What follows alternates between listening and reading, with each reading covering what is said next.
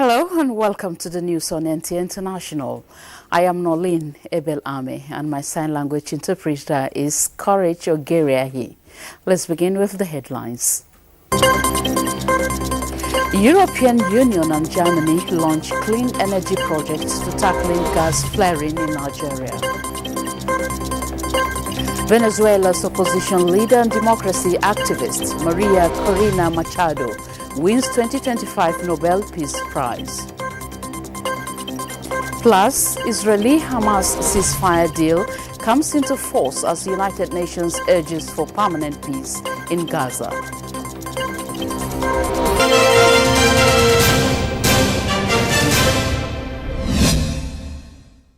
And here is the news. Most young Cameroonians have known Paul Biya as the only president in their lifetime.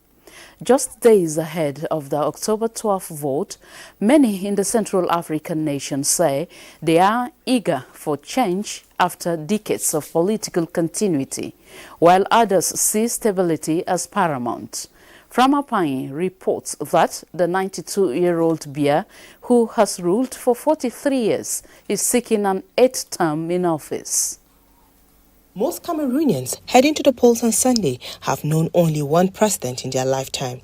However, days before the vote, young people in the Central African nation appeared torn between hope and resignation as 92-year-old Paul Biya, who has ruled for 43 years, seeks an 8th term. Few anticipated anything other than another victory for Biya with a fragmented opposition and his fiercest rival, Maurice Kamto, excluded from running.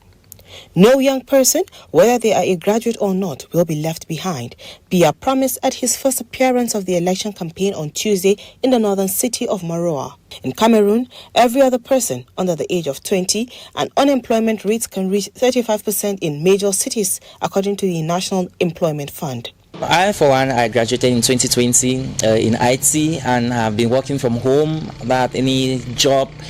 I've been struggling on my own, and so with this election, I am hoping that if we are able to vote right and to vote the right candidate to come in power, these things will change. I do not see myself in the next maybe 5 years again to maybe be at a leadership position where I will be able to express myself better as a citizen of this country. Some of the youth are calling for the departure of the elderly, says Aristide Mono, a political sociology professor and chief of staff at the Cameroon Society for Intelligence and Research. Some believe he should leave office. Others think Paul Biya still has things to offer. Framapanyi, NTA News. Framapanyi also reports that Israeli forces declared a ceasefire and withdrew from some positions in Gaza on Friday as thousands of displaced Palestinians trek home as families of October 7 hostages await the news. The Israeli army said its troops had ceased fire at noon in preparation for the ceasefire agreement and the return of hostages. Gaza's Civil Defense Agency said Israeli troops and armored vehicles were pulling back from forward positions in both Gaza City and Khan Yunis, and displaced Palestinian civilians hoped to return home. Thousands of civilians walked along a raised route in Gaza's waterfront as displaced Palestinians sought to return home after 2 years of intense fighting. Israeli Prime Minister Benjamin Netanyahu's office said the government approved the framework of hostage release deal with Hamas, and the military confirmed it was in the midst of adjusting operational positions in the Gaza Strip. The agreement followed a 20-point peace plan announced last month by U.S. President Donald Trump. Meanwhile, U.S. President Donald Trump says he is expected to travel to the Middle East on Sunday to celebrate the first phase of the Gaza peace deal and be there for the release of hostages by Hamas. Speaking at the White House, Trump said the agreement between Israel and the Palestinian armed group had ended the war in Gaza. The U.S. leader added that nobody is going to be forced to leave the Palestinian territory under his 20-point peace plan, which formed the basis of indirect negotiations between Hamas and Israel in Egypt. He said he hoped to travel to Israel, where he may address parliament, and maybe to Egypt. Hamas took 251 people hostage into Gaza, where 47 remain, including 25 of the Israeli military says are dead. Israel's retaliatory campaign in Gaza has devastated the territory and killed tens of thousands of Palestinians. Frama Panyi, NTA News. In the same news, UN Secretary-General Antonio Guterres says he welcomed the announcement of a ceasefire and hostage release deal between Israel and Hamas and called for all hostages to be released in a dignified manner. The UN chief reiterated his call for all parties to abide fully by the terms of the agreement, urging the immediate, unimpeded entry of humanitarian aid into Gaza. The United Nations is ready to provide food support, able to search food, water, medical supplies and shelter at once, Guterres said. The Secretary-General also called on all sides to seize the opportunity to establish a credible political path forward.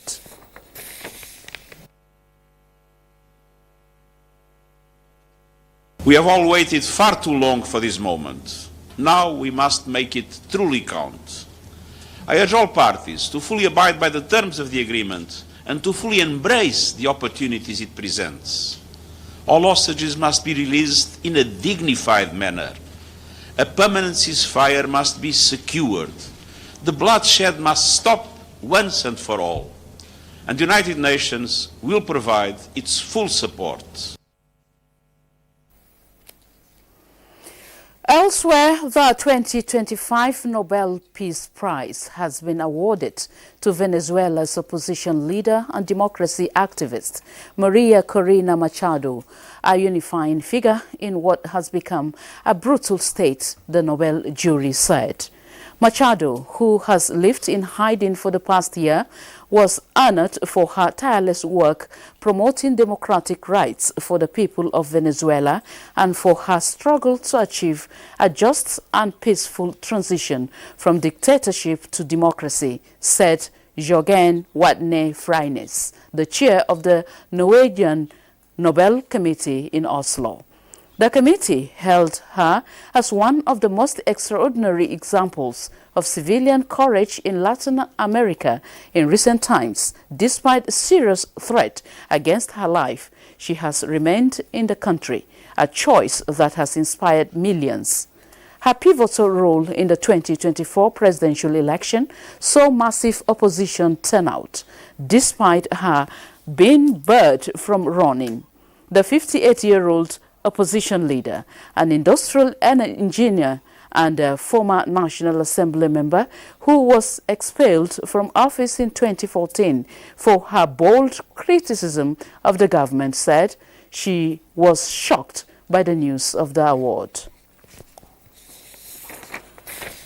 Towards fostering cross-border legislation and unlocking African international relations, the National Assembly is assuring its Ghanaian counterparts of continued collaboration for effective legislation.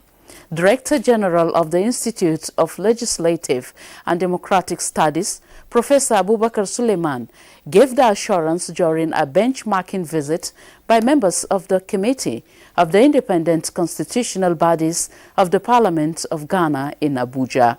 Muhammad Rabiu Ali reports. This is fifth time the Ghanaian Parliament is visiting Nigeria for knowledge sharing and legislative practice. The Committee of the Parliament of Ghana was at Niels to gain the formula of success achieved and understand how the Institute deepened democratic architecture of the Nigerian governance. I'm sure the curriculum may not be very different, but I want to leave here picking one or two to go back to Ghana and see how we can also refresh our curriculum and make our institute not just as big structurally as we have seen here. Ours is not that big, but also as impactful. The Director General presented the institutional structure of NILS, commending Nigeria's government for establishing the institute. I want to believe, just as we have in Ghana too, is left for the parliaments in Africa, devise better way of funding that organ of government. Because without that organ of government, I keep on saying, like them, hate them, without the legislature, there's no democracy. The two countries agreed to explore more opportunities in extending the capacity beyond legislature. In Abuja, Muhammad Rabiu Ali, NTA News. In other news, globally, disasters are reportedly on the rise, with Africa bearing the brunt. Experts say emergencies are not just about rescue and relief, but also about recovery and mental well-being. Yet, mental health support remains a neglected aspect of disaster response. Uche Ugochukwu beams light on this issue and the urgent need for mental health support in Africa as the world observes Mental Health Day. Globally, millions of people are affected by emergencies every year. The World Health Organization warns that the mental health crisis is getting out of control and Africa is vulnerable. From cholera outbreaks and Ebola to floods, conflicts and displacements. Yet, WHO says several people affected by this crisis are left without psychological support, though 1 in 5 of these people develops a mental health condition. We must elevate mental health and psychosocial care in humanitarian settings where the pressures are immense and needs are often overlooked and underfunded. We must ensure sustainable financing, including better use of fiscal measures to promote health and smart choices. We must also tear down the walls of stigma that keep so many people trapped. It is in the light of this that WHO is canvassing the need for countries to integrate mental health into disaster frameworks by training first responders and support survivors. What is the place of Nigeria in all of this? Nigeria have already commenced this, and we are beginning to see the integration at the primary healthcare level, where the primary healthcare workers, the primary healthcare extension health workers are being trained with the WHO MH gap document, and this training is enhancing them with the skill and knowledge to be able to properly integrate mental health into the care that are given at that level. Although the country has taken steps with the enactment of the Mental Health Act 2023, the challenge lies with integration into emergency preparedness. WHO warns that in every crisis, true recovery means giving premium on restoring hope and dignity and not just rebuilding what was lost. Uche Ugochukwu, NTA News. Nigeria's First Lady Oluremi Tinubu says the world must turn its collective attention to unseen burdens and commit to ensuring that mental health support is a guaranteed right, especially among vulnerable groups. In her message marking 2025 World Mental Health Day, the First Lady notes that mental health remains under-prioritized in emergency responses and harps on the need to bridge gaps and create an environment where everyone feels safe to talk about their anxiety, depression, or post-traumatic stress disorder without being judged or labeled. She describes the theme, access to services, mental health in catastrophes and emergencies, as a reminder for people to reach out to others and genuinely connect, especially in times of crisis, and to advocate for the mental well-being of all that are affected. The Coordinating Minister of Health and Social Welfare, Professor Muhammad Ali Pate, says empowering women and girls is critical to Nigeria's economic development, as girls and women form the foundation for building a prosperous society into the future. Speaking during the Presidential High-Level Advisory Council on the support of women and girls in Nigeria held in Abuja, Professor Pate said gender equality must be at the heart of national development as it drives human capital accumulation and community stability. He emphasized that investing in women's health and education is essential for unlocking Nigeria's demographic potential and ensuring sustainable economic growth. The minister highlighted the government's focus on expanding access to reproductive health services, tackling gender-based violence, and addressing harmful practices such as child marriage that undermine women's physical and mental well-being. When we invest, for example, in women's health, we improve family stability, we reduce poverty, we strengthen human capital, which begins to accumulate right from the womb of the child. And every healthy girl today will become a productive citizen then, a leader of our community, a nation builder tomorrow. Our mission is clear: to move from commitment to delivery, ensuring that women and girls everywhere can write their stories. This meeting is not routine. It's a defining moment for reflection, reaffirmation, and recommitment to coordinated national action.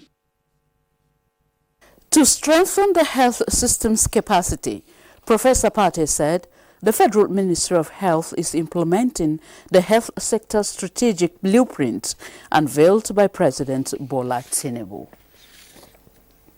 This is the news on NTA International. It's time to take a break. More stories when we return. Please stay tuned.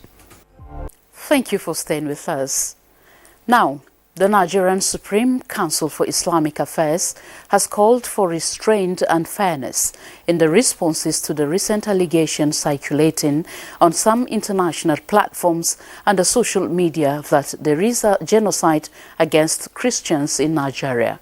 In a statement by its Deputy National Legal Advisor, Imam Harun Muhammad Eze, the Council, which noted with appreciation the refutations by various government agencies and other interest groups, which were motivated by a sense of duty and patriotism, the sole purpose of which was to counteract the negative false narrative constantly being peddled against by foreign forces, called for balanced responses.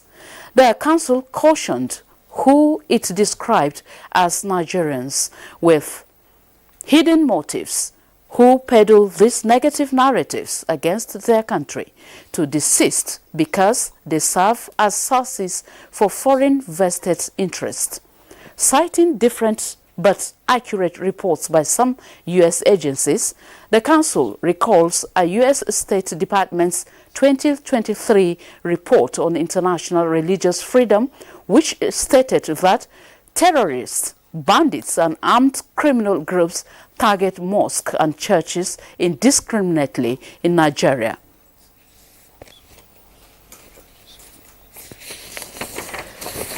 President of the Senate, Godswill Akpabio, says adequate funding of the regional development commissions across the 6 geopolitical zones is of priority to the current administration for improved livelihoods. At a meeting with the chairman of the board of South Development Commission, Chibudom Nwoche, alongside the managing director Usoro Akpabio and other management staff, Akpabio asked them not to see the commission as a bonanza but a lifeline for communities in the Niger Delta and to add value to President Tinubu's Renewed Hope agenda. Of our continuous support until we come there to commission major projects done by the South-South Development Commission. We will push for your funding also. We will support you to make sure that you can kickstart as soon as possible. The board chairman said the commission will serve as a launch pad to unlock other economic potentials in the 6 states of the zone in addition to the oil resources which the zone has in abundance. As part of this year's Green Diplomacy Week, the European Union and the German Embassy in Abuja launched the German-Nigerian Flare for Value project, landmark initiative aimed at tackling gas flaring in Nigeria while unlocking new economic opportunities through gas optimization and greenhouse gas mitigation. Kelvin Ehunwaye reports. The project is a GIZ program commissioned by the German Federal Foreign Office and financed by the International Climate Initiative as part of Germany's international energy and climate diplomacy, partnering with countries to advance the use of green hydrogen in diversifying and decarbonizing their economies.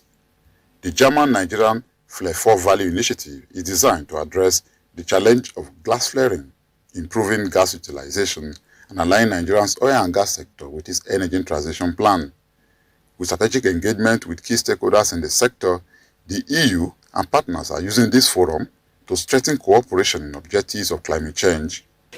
It's an important issue we have to address when we talk about climate change, because whatever you put in the atmosphere today, the impact, you may not feel it now, even if you are to cope with what has been there for years.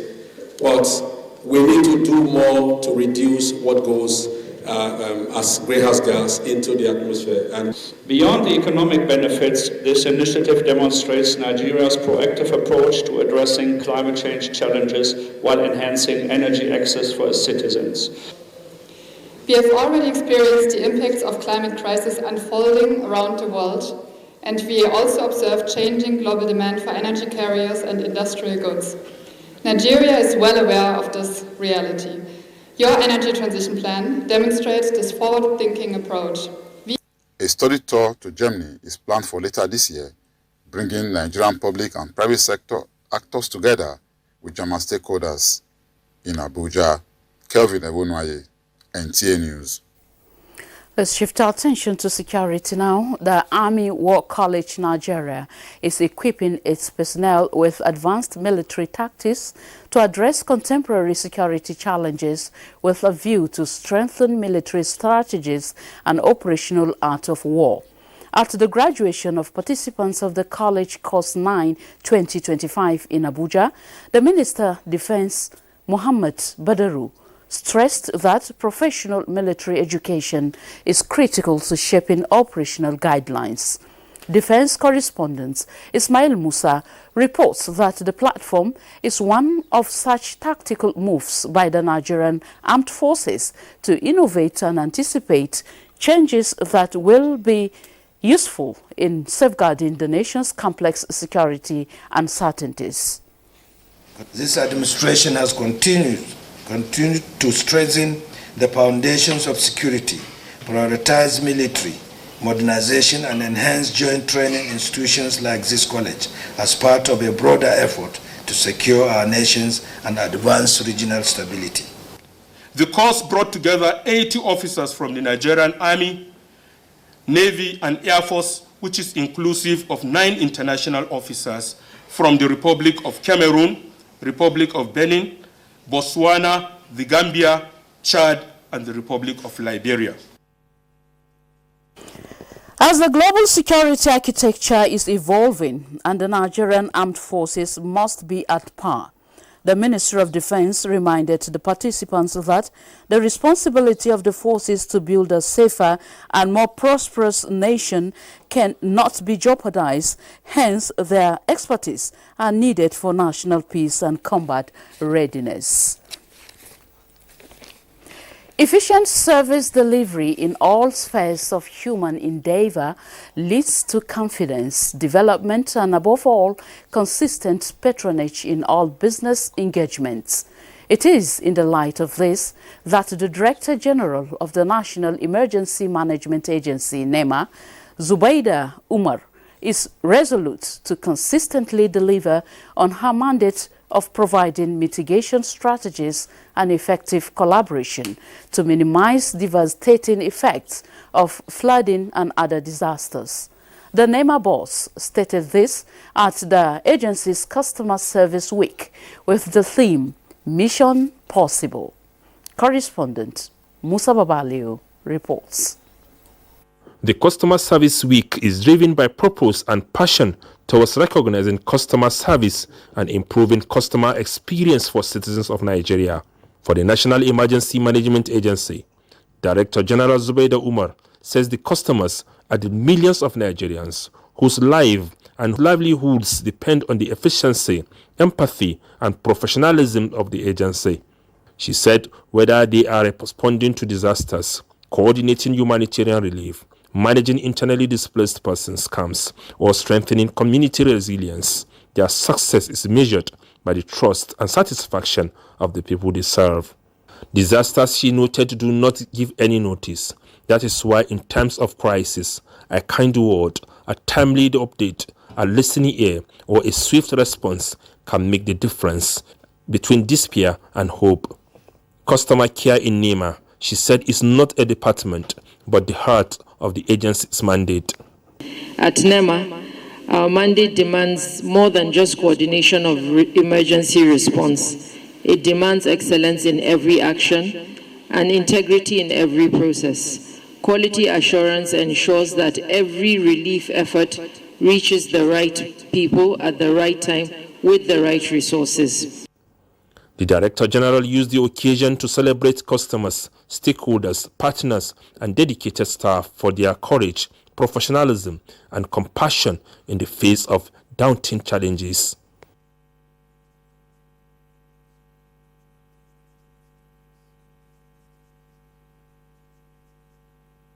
To develop, to provide facilities have hindered the performance of local governments. This conversation is made more urgent and more interesting because recently the Supreme Court. The agency honored some partners, staffs, and some media organizations, including the Nigerian Television Authority disaster correspondent Ilyasu Ali Yakubu, for the exceptional dedication and accuracy in the reportage of emergency-related issues. Most of the platforms in NTA, carry your stories all the time, and they encourage you, they even invite you for an interview, to give more highlights on some of the activities you've been covering. Musa Baba Aliyu, NTA News. Congratulations to our Ilyasu there. And that concludes the news on NTA International. Thank you so much for watching. I am Nolin Ebel Ame, and my sign language interpreter has been Courage Ogiriahe. Bye for now.